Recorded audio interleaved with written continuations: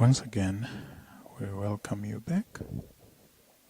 We had taken a few weeks in which we had not been publishing these info sheets, nor the podcasts, but here we are again.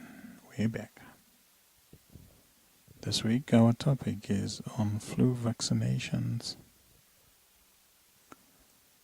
Just a few housekeeping rules which we hope everybody will be welcoming.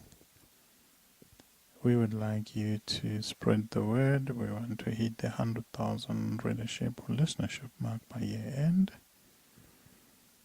And therefore we will appeal to you to help us to spread the word, to ensure that as many people as is possible can be able to come in contact with these info sheets and these blogs, as well as listening to the podcasts, which we hope very soon will be published on iPlay or iTunes.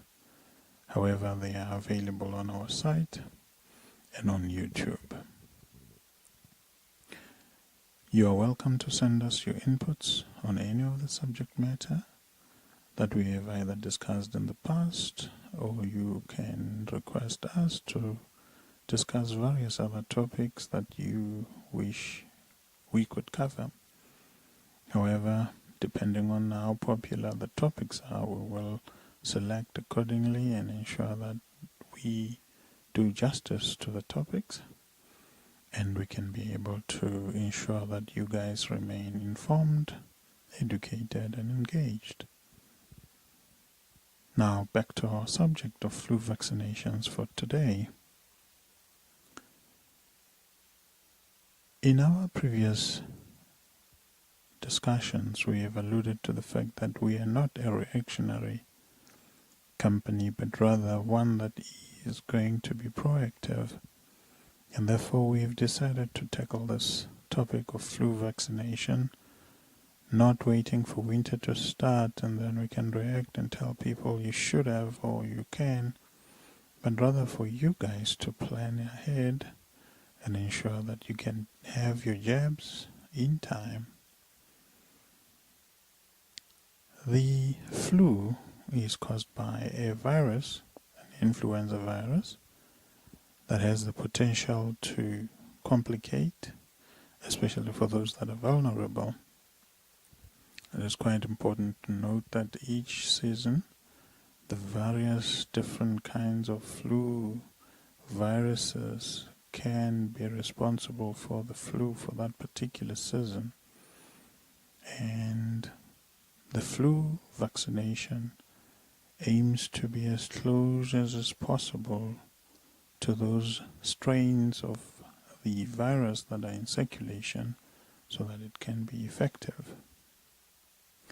It is quite important to note that the flu vaccination will elicit an immune response, meaning that you will get the protection you need 2 weeks after having received the jab, and therefore it is quite important that you go early. However, there are some other people that have to take two jabs, which are 4 weeks apart, and these are the people that are vulnerable, and or any other that your doctor would actually tell you to say go and have a second one, depending on the clinical picture that is at play. For the 2019 flu season, it is highly recommended that you have your jab, and we do not have any specific one that we would like you to go and have. There are 3 preparations on the market. Any one of the 3 is good enough. It is also quite important that we mention that anyone above the age of 3 months, or 6 months in actual fact, not 3, can have the vaccination in order to have protection. All people who are vulnerable are advised that they should go for this vaccination. Now, what are the benefits of vaccinating against the flu? It is quite important to note that whilst you can get the necessary protection, you might also still get flu despite having gone for your flu vaccination. However, the benefit is quite substantial in the sense that there is a possibility that you might not even get the flu once you have vaccinated, and this also depends on how close the strain is to the vaccine for that particular season. If that is not the case, the severity of the flu can be lessened, more especially again if the vaccine is closer to the circulating strain. And for people with chronic health problems, the vaccination against flu is considered an important preventative tool in lowering the risk for them to actually complicate.